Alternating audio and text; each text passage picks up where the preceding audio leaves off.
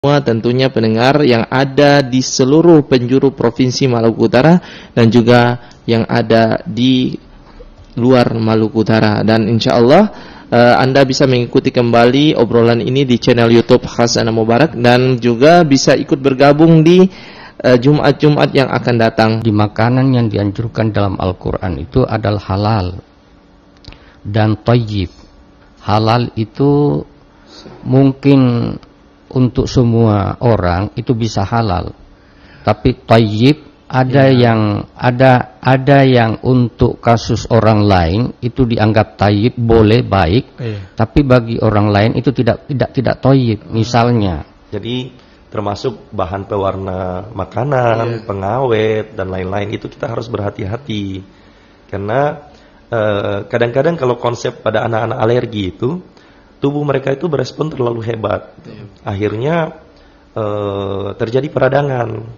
Kalau sudah terjadi peradangan, artinya kuman itu bisa masuk ke dalam tubuh kita. Obrolan Jumat Mubarak. Nah, soal banyak kita orang yang sudah macam-macam dia buat karena kenikmatan contoh jadi hidupnya itu. Inilah obrolan Jumat Mubarak bersama Muhammad Haikal Dapitan.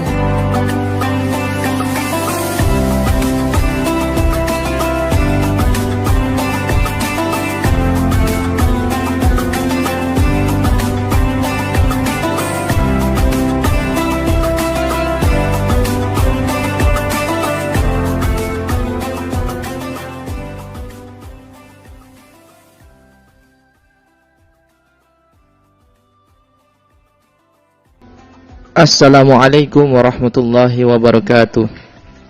Hamdan wa syukran lillah wassalatu wassalamu ala rasulillah amma ba'd. Pertama-tama marilah kita bersyukur kepada Allah Subhanahu wa taala atas segala nikmat yang telah diberikan kepada kita sehingga pada pagi hari ini alhamdulillah saya Muhammad Haikal Dapitan masih dapat menyapa ruang dengar Anda pendengar dimanapun Anda berada. Salawat beruntaikan salam senantiasa tercurahkan kepada junjungan Nabi besar kita dialah Al-Mustafa Rasulullah sallallahu alaihi wasallam. Mudah-mudahan dengan syafaat insyaallah kita semua di hari kiamat mendapatkan syafaat dari beliau. Amin amin ya rabbal alamin.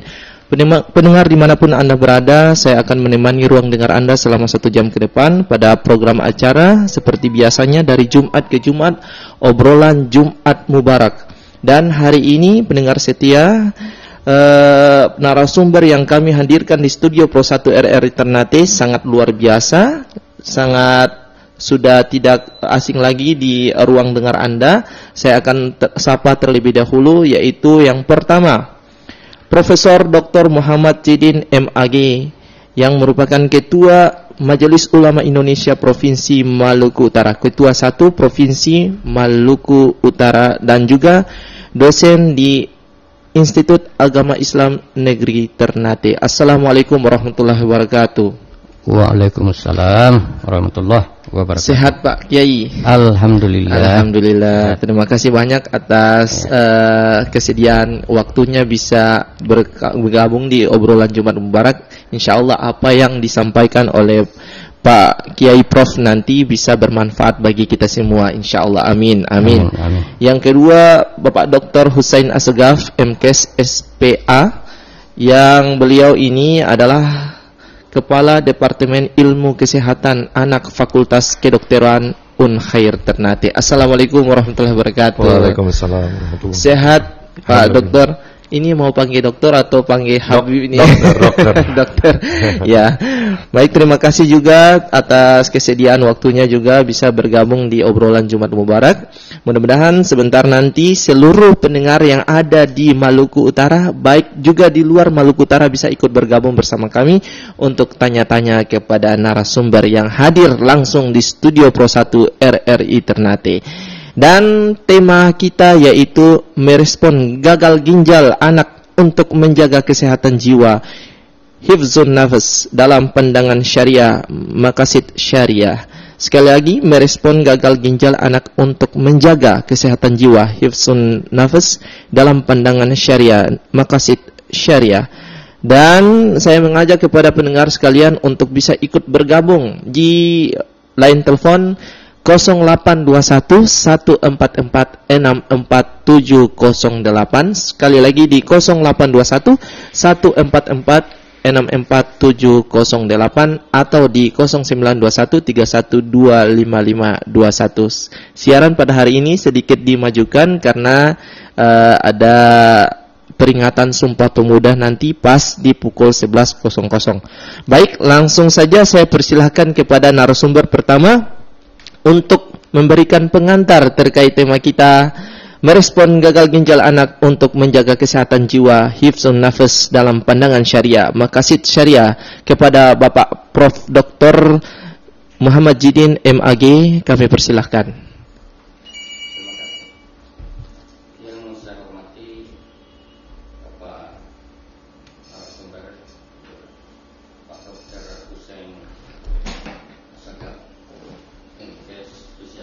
Anak, makasih Ustaz Haikal, moderator, para pendengar sekalian yang berbahagia. Terkait dengan kegagalan ginjal anak yang sekarang menjadi viral di masyarakat dan sudah makan banyak korban, pada dasarnya di dalam perspektif agama itu terkait dengan kewajiban menjaga jiwa.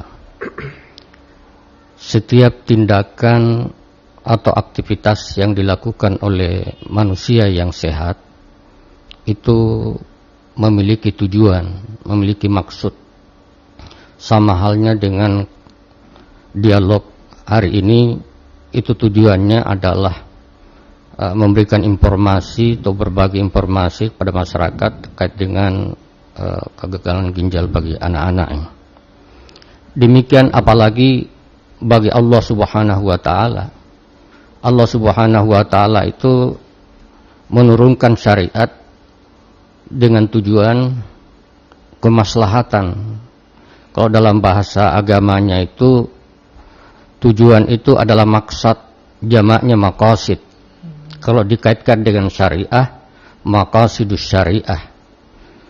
Maqasidus syariah itu terkait dengan kemaslahatan umat manusia, itu terdiri dari 3 kemaslahatan.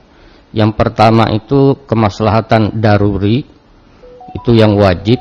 Ketika seseorang itu meninggal, itu tidak boleh ditinggalkan karena itu akan kehidupan manusia itu akan goyah. Kemudian ada hajiat. Kemudian yang ketiga tahsinat.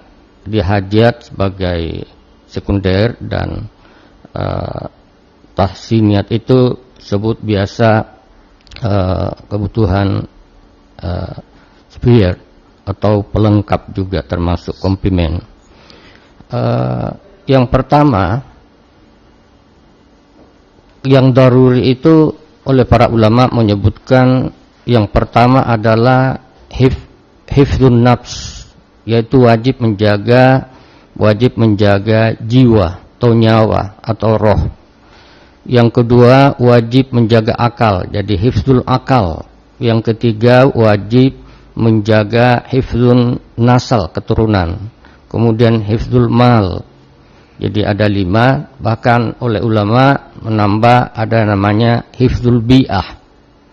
Jadi semua ini itu sangat penting. Apabila tidak bisa, karena itu hukum-hukum yang diturunkan oleh agama kita itu dilarang murtad misalnya, itu karena untuk menjaga agama, hifdzuddin. Kemudian yang kedua dilarang membunuh, karena itu untuk menjaga jiwa, menjaga nyawa. Kemudian dilarang berzina, karena itu untuk menjaga keturunan. Dan dilarang mencuri, itu untuk menjaga harta. Jadi dalam kaitan dialog kita pada pagi hari ini menjelang siang itu terkait dengan kesehatan. Jadi kesehatan ini di dalam Islam itu termasuk ginjal itu adalah suatu kewajiban. Jadi tidak boleh tidak, karena itu menyangkut nyawa. Karena itu di dalam Islam, dalam pemeliharaan itu banyak hal yang terkait di dalamnya, termasuk peran orang tua, peran lingkungan, peran sekolah di masyarakat, bagaimana memonitor anak-anak kita itu sehingga dia bisa mengatur hidupnya dengan baik. Karena salah satu tujuan maqasid syariah itu kemaslahatan adalah agar bisa kita hidup tertib, hidup sehat, hidup jasmani rohani. Jadi Islam itu sangat mewajibkan bagaimana menjaga kesehatan itu, menjaga jiwa dalam rangka mempertahankan jiwa ini. Saya kira itu sementara saya cukupkan di sini. Insyaallah kalau nanti sebentar dialognya kita bisa lanjutkan. Terima kasih. Assalamualaikum warahmatullahi wabarakatuh. Waalaikumsalam warahmatullahi wabarakatuh. Menarik apa yang disampaikan, poin-poin terkait dengan perspektif agama menjaga kesehatan jiwa yang disampaikan oleh Bapak Prof. Dr. Muhammad Jidin MAG. Mudah-mudahan sebentar nanti ada penelpon yang masuk untuk bertanya kepada narasumber yang hadir langsung di Studio Pro 1 RRI Ternate. Saya persilahkan kepada narasumber yang kedua, Bapak Dr. Hussein Assegaf MKes SPA, yang beliau adalah Kepala Departemen Ilmu Kesehatan Anak Fakultas Kedokteran Unhair Ternate. Terkait dengan tema kita merespon gagal ginjal anak untuk menjaga kesehatan jiwa dan dalam pandangan syariah ataupun hifzun nafas dan maqasid syariat. Mungkin dari segi pandangan medis sendiri terkait dengan tema kita pada pagi hari ini, saya persilakan kepada Bapak Dokter untuk memberikan pengantarnya. Silakan. Baik, terima kasih Ustaz. Assalamualaikum warahmatullahi wabarakatuh. Waalaikumsalam warahmatullahi wabarakatuh. Yang pertama-tama saya ucapkan terima kasih atas kepercayaan undangan kepada saya. Yang saya hormati Ketua MUI Profesor Dr. Muhammad Jidin MAG dan moderator Ustadz Haikal. Baik, pada pagi hari ini saya cukup merasa senang ya, karena dialog ini sangat bagus dan dikaitkan dengan konsep agama ya. Jadi mungkin konsep agama Prof punya bagian, kalau saya dari kacamata medis aja. Nanti sebagai pengantar untuk gagal ginjal. Jadi kalau untuk gagal ginjal ini sebenarnya kondisi ada yang akut, ada yang kronik. Kalau pada anak itu sudah biasa, gagal ginjal itu kasus-kasus ini sudah biasa. Akan tetapi gagal ginjal ini kalau dia yang akut itu berarti bersifat cepat. Biasanya kalau pada anak-anak itu akibat dari diare yang tidak tertangani, dehidrasi, atau dia kena demam berdarah, gitu. Atau dia kena infeksi-infeksi lain, misalnya infeksi COVID-19, atau setelah infeksi COVID namanya multisystem inflammatory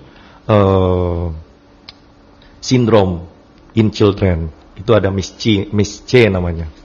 Nah, akan tetapi dari Ikatan Dokter Anak Indonesia itu pada bulan Agustus melihat ada kondisi di mana terjadi peningkatan kasus gagal ginjal pada anak. Jadi meningkat bulan Agustus 2022 kemarin. Dan itu rata-rata pada anak sehat. Jadi balita yang sehat, tidak ada sakit sebelumnya.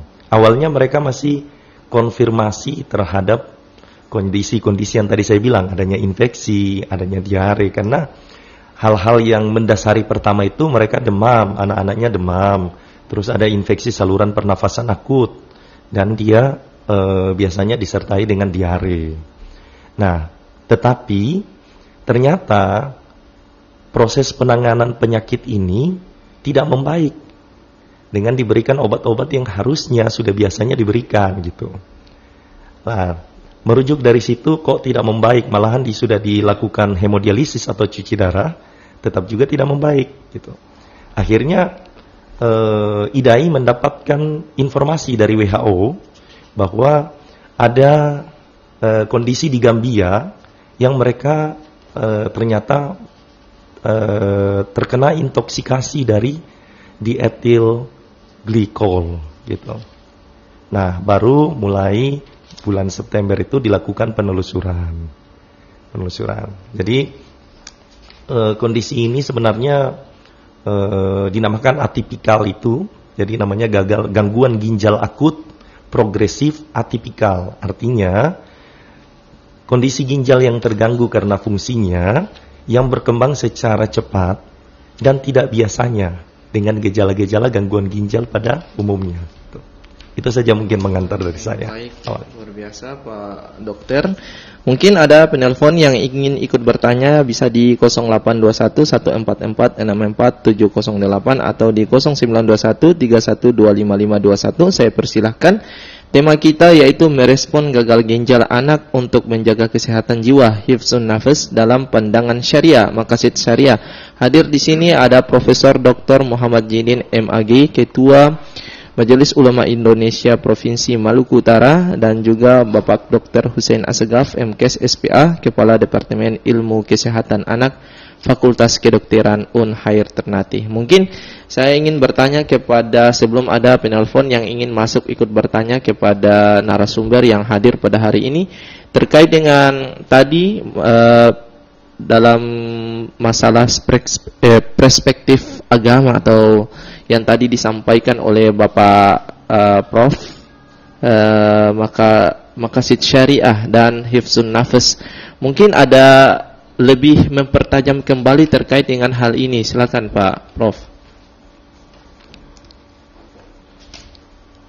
Ya, baik. Jadi tadi ada gejala-gejala atau penyebab itu gagal ginjal itu saya sebutkan, sampaikan oleh tadi Bapak Dokter, itu diare dan infeksi dan lain-lain tadi. Jadi kalau di dalam Al-Quran itu sudah jauh-jauh diingatkan bahwa ya ayuhan nas kulu ma fil ardi halalan thayyiba. Jadi itu sangat terkait dengan konsumsi, minuman, makanan.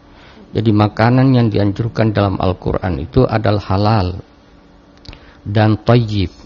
Halal itu mungkin untuk semua orang itu bisa halal, tapi thayyib ada yang untuk kasus orang lain itu dianggap thayyib, boleh, baik, tapi bagi orang lain itu tidak thayyib. Misalnya anak-anak itu misalnya punya latar belakang penyakitnya itu tidak bisa mengkonsumsi makanan tertentu, atau katakanlah ada penyakit diabetes.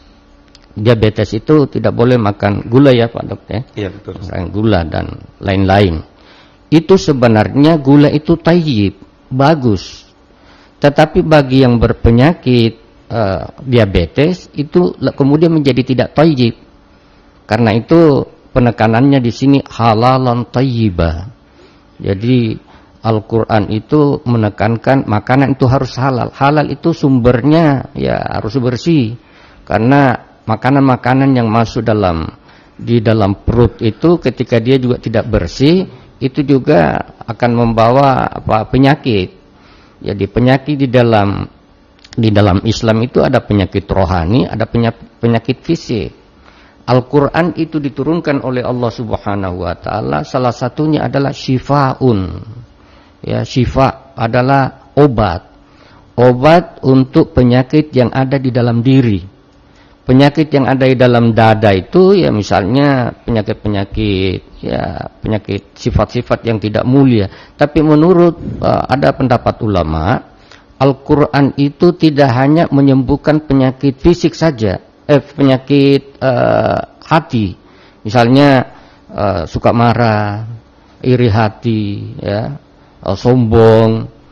Itu bisa disembuhkan oleh Al-Quran. Tapi menurut sebagian ulama, bahwa di samping penyakit yang ada dalam hati itu juga penyakit fisik bisa disembuhkan, karena pada dasarnya penyakit yang ada di dalam dada itu ketika orang yang selalu marah, selalu iri hati, selalu menggembangkan diri, itu bisa menyebabkan penyakit fisik. Ketika orang terlalu banyak iri hati sehingga akhirnya pikirannya itu sudah tidak tidak lurus lagi. Iya. Akhirnya mungkin bisa masuk angin, bisa kurang tidur. Ketika dia kurang tidur, itu datang penyakit, mungkin demam pertama, lalu dia macam-macam lah, kurang tidur, akhirnya dia berpengaruh kepada yang lain-lain. Nah, itulah sebabnya maka dari awal itu Al-Quran mengingatkan supaya makanan itu diperhatikan. Bahkan jauh sebelumnya, bahkan sebelum mencari pasangan itu, Al-Quran juga sudah menjelaskan, agama juga sudah menjelaskan bahwa carilah pasangan itu orang yang beragama, tamak, dan seterusnya. Jadi mulai dari termasuk ketika dia hamil sampai melahirkan, itu semua ada aturan-aturannya di dalam agama. Sehingga kesimpulannya bahwa syariat ini, maqasidus syariah itu tujuannya agar bagaimana hidup kita ini tertib, sehat, jasmani, rohani. Jadi bukan hanya jasmani saja, tapi rohani. Jadi bukan hanya penyakit fisik saja yang harus diperhatikan di sini, tapi juga penyakit rohani, karena saling berkaitan. Jadi penyakit rohani itu bisa melahirkan penyakit fisik.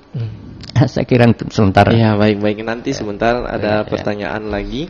Baik, saya kembali ke Bapak Dr. Hussein Assegaf terkait dengan kasus yang sudah beredar dan sudah viral di seluruh Indonesia, gagal ginjal kepada anak. Sudah 241 kasus sejak 21 Oktober yang lalu dan 133 anak yang meninggal akibat daripada gagal ginjal tersebut. Bagaimana respon daripada Ikatan Dokter Indonesia khususnya dari Maluku Utara? Terus apakah di Maluku Utara ini sudah berapa banyak anak-anak yang terindikasi gagal ginjal tersebut? Silakan. Baik. Jadi gagal ginjal ini kan kita harus tahu dulu fungsi ginjal ya. Fungsi ginjal kita itu kan ya untuk menyaring metabolisme, sisa-sisa metabolisme di dalam tubuh kita, menyaring racun ya, terus mengatur stabilitas hormon ya. Nah, terus mengatur keseimbangan air di dalam tubuh kita gitu. Nah, itu fungsi ginjal untuk kita. Nah, yang jadi masalah adalah ketika dia terganggu, otomatis semua itu akan terganggu ya. Terjadi penumpukan racun di dalam tubuh ya. Tidak bisa mengatur keseimbangan air dalam tubuh. Hormon kita terganggu sehingga tekanan darah kita meningkat ya. Nah,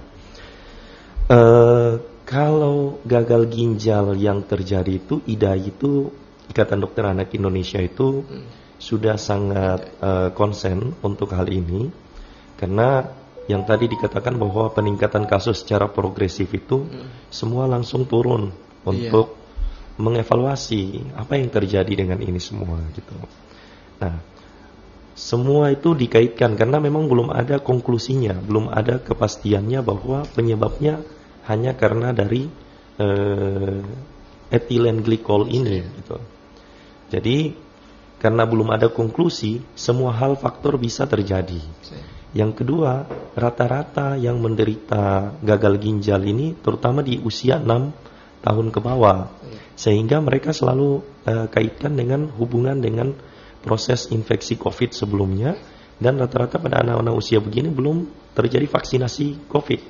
Belum dilakukan imunisasi atau vaksinasi COVID-19.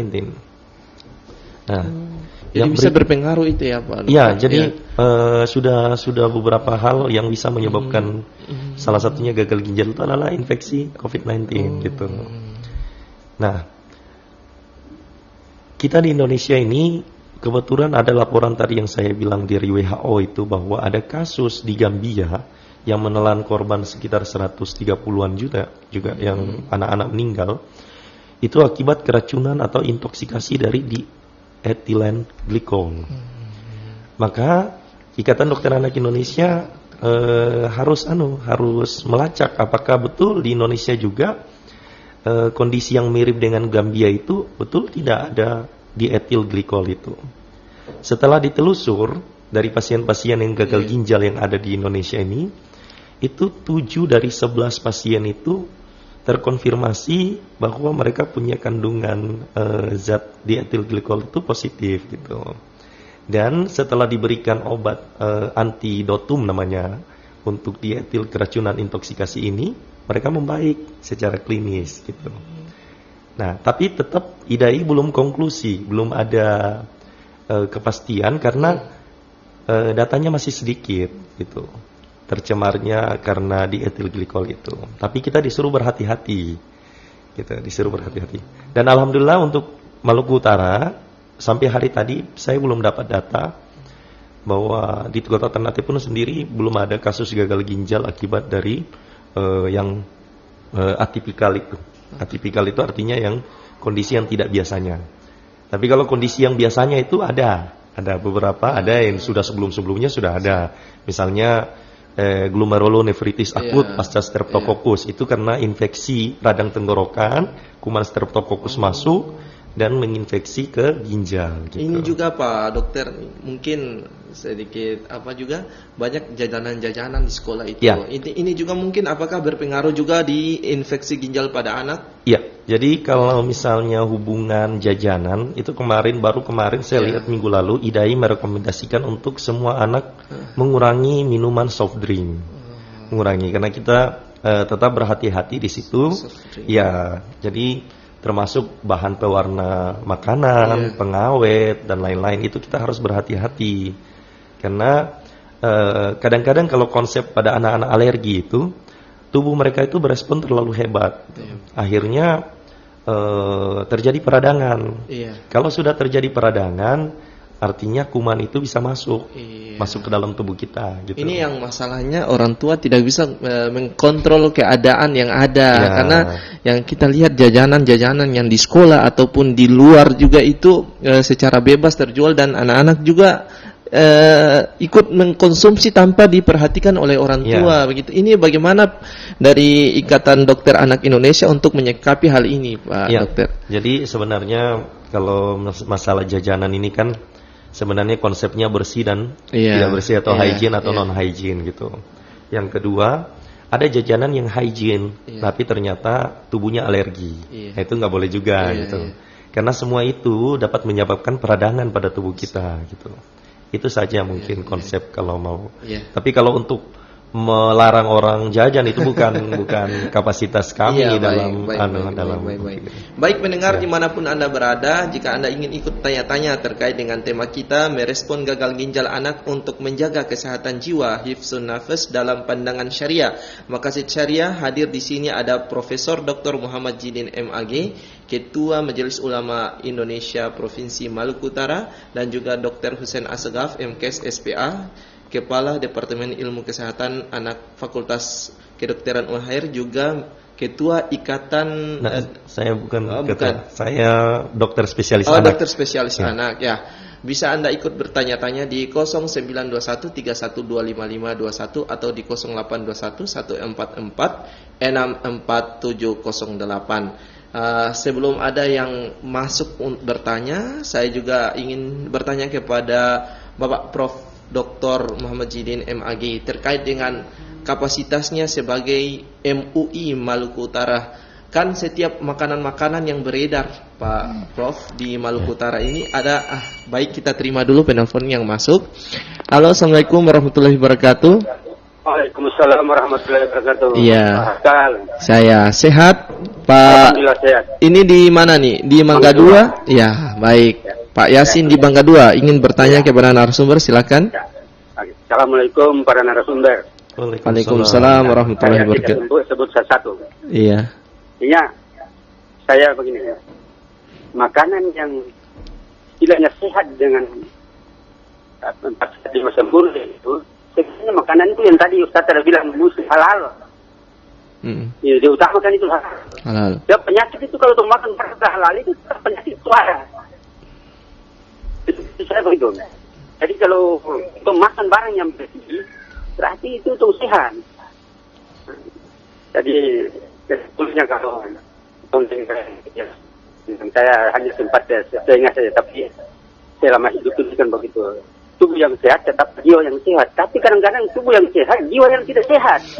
Seperti orang gila kan begitu. Iya. Dia tubuhnya sehat, tapi dia berjalan senang-senang. Tapi dia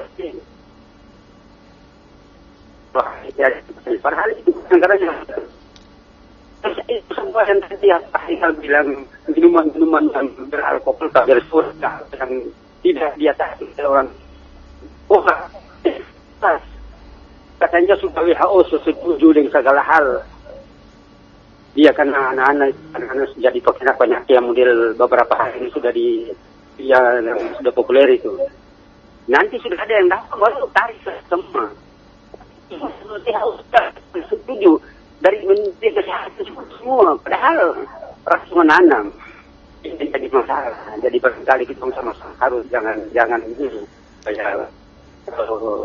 Kesimpulannya itu harus halal itu sudah. Oke, sebentar begitu Pak Haikal. Baik. Assalamualaikum. Waalaikumsalam warahmatullahi wabarakatuh. Sebelum Bapak kedua narasumber menanggapi pertanyaan yang masuk tadi, saya lanjutkan kembali. Tadi kan Bapak Prof punya penjelasan harus makan makanan yang sehat halal. Beredar dimanapun berada, apalagi khusus di Indonesia yang mayoritas umat Muslim, setiap makanan-makanan itu beredar ada label halal tersebut.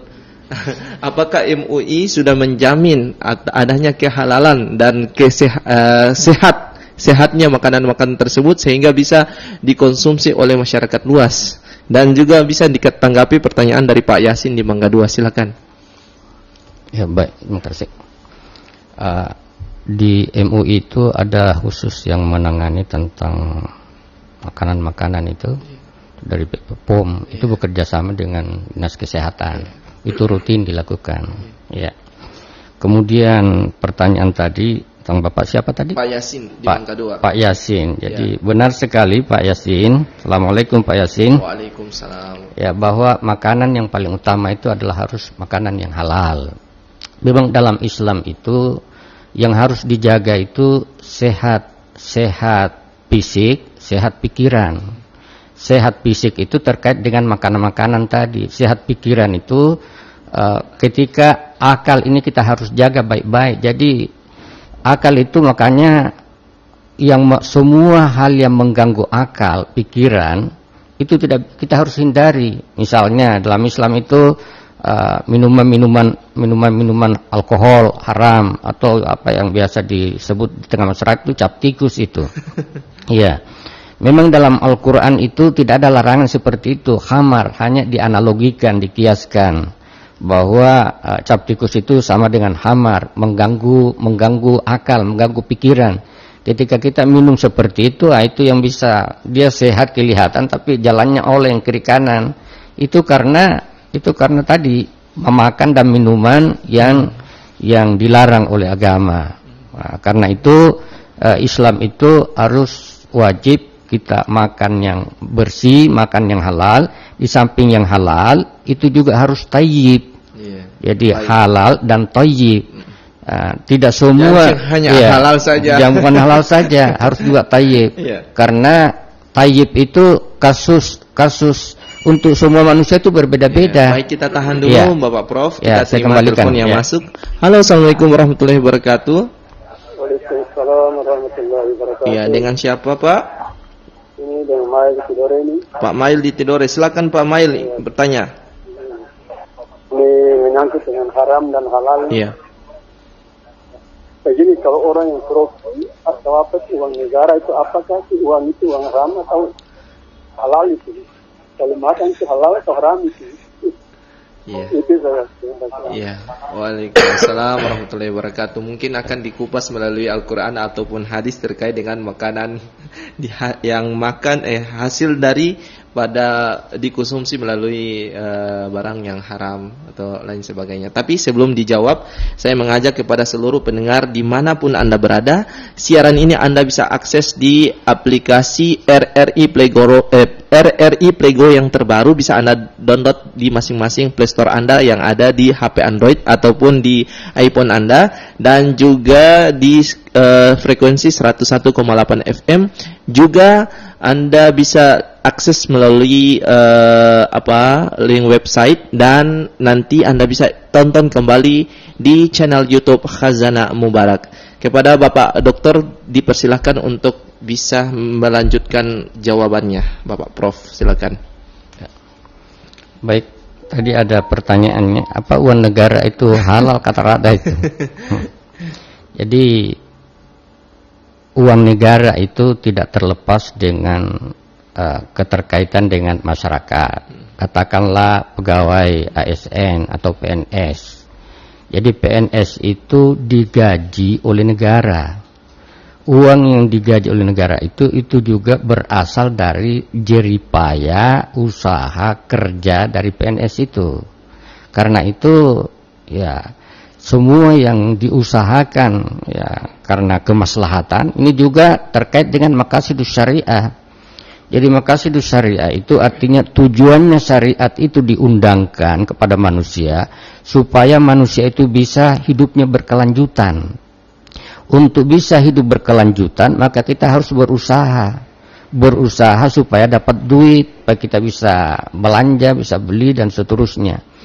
Namun dalam Al-Quran itu dari satu sisi bahwa Allah Subhanahu wa taala itu selalu menganjurkan kepada hambanya itu untuk selalu mentadaburi ayat-ayat Allah baik yang tertulis yang disebut dengan qauliyah dan ayat-ayat yang tidak tertulis atau kauniyah. Misalnya dalam Al-Qur'an disebutkan anna sababnal ma'a sabba thumma syaqaqnal arda syaqqa fa'ambatna fiha habba wa inaba wa qadba wa zaituna wa nakhla wa hadaika gulba wa fakata wa abad dan seterusnya.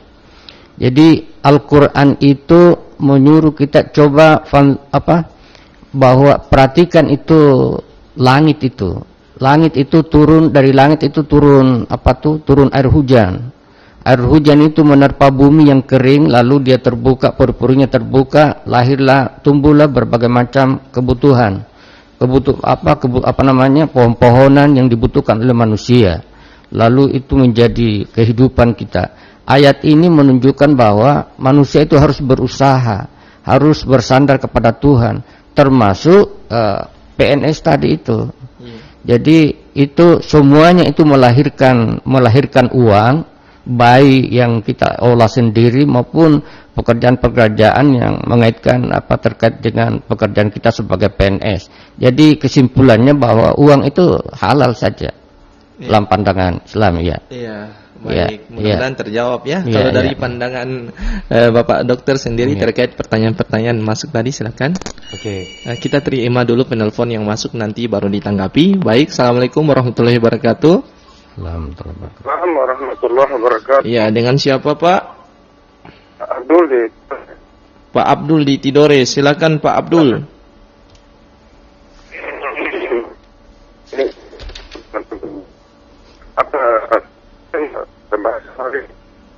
Ya? Pembahasan hari ini tentang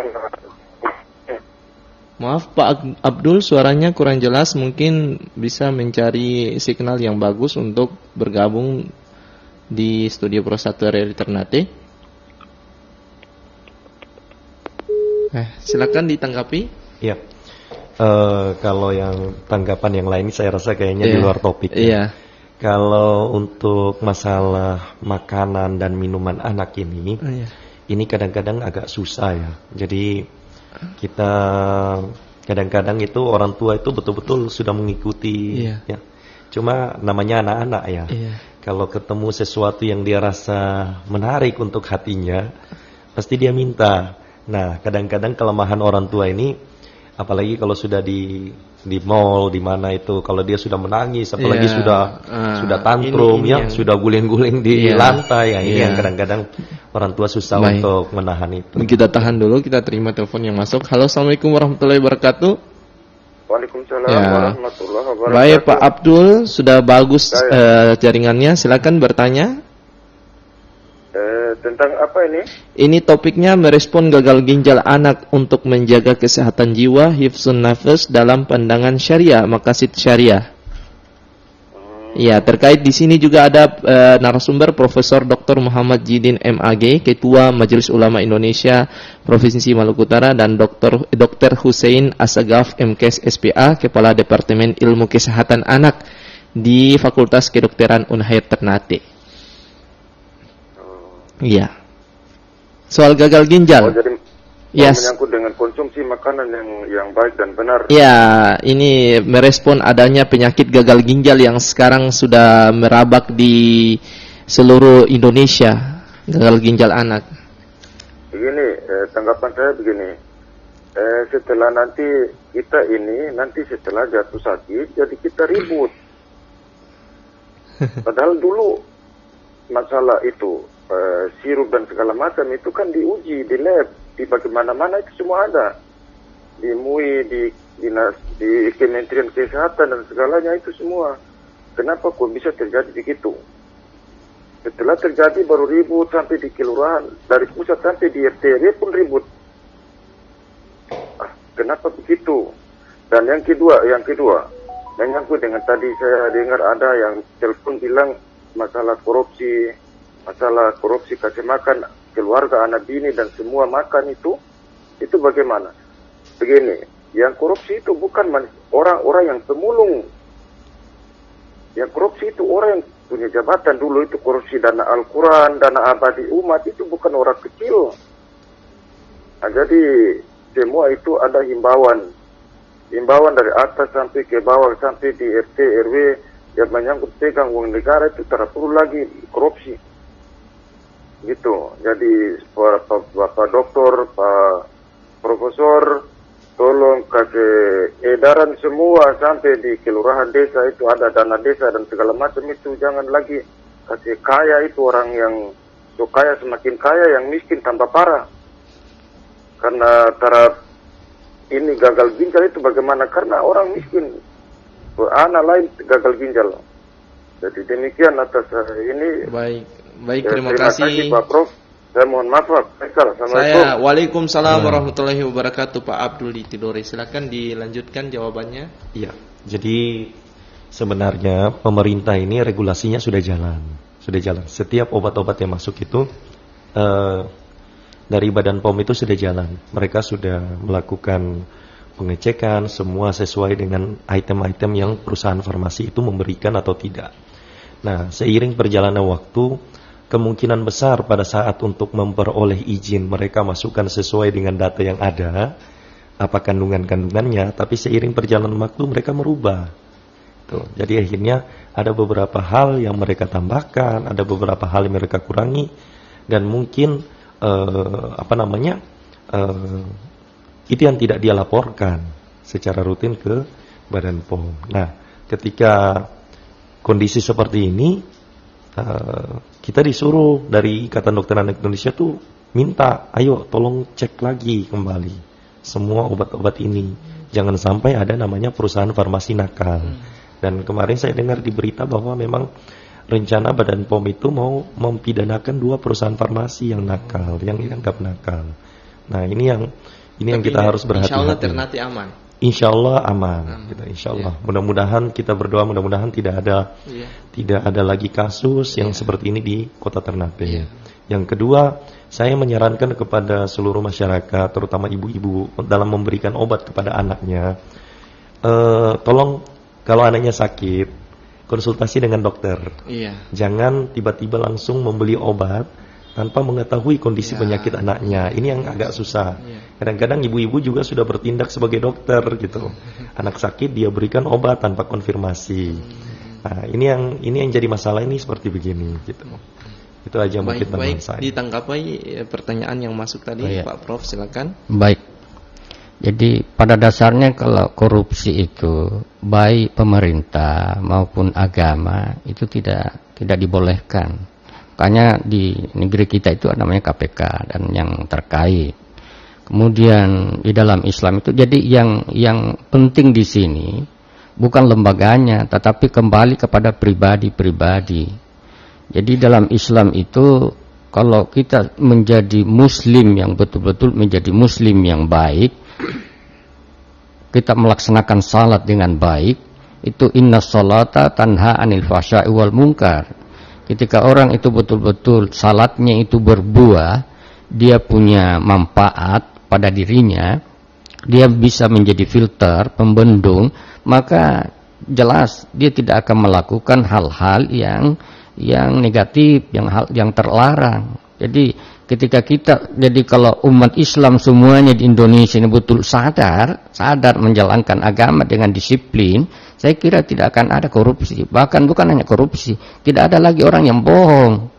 Jadi Islam itu sendiri namanya kedamaian. Jadi orang Muslim itu selalu memberi kedamaian. Mukmin itu artinya selalu memberi rasa aman. Jadi ketika orang mukmin itu betul-betul dia mukmin, dia selalu mampu memberikan rasa aman kepada dirinya, kepada tetangganya, kepada orang lain, kepada masyarakat.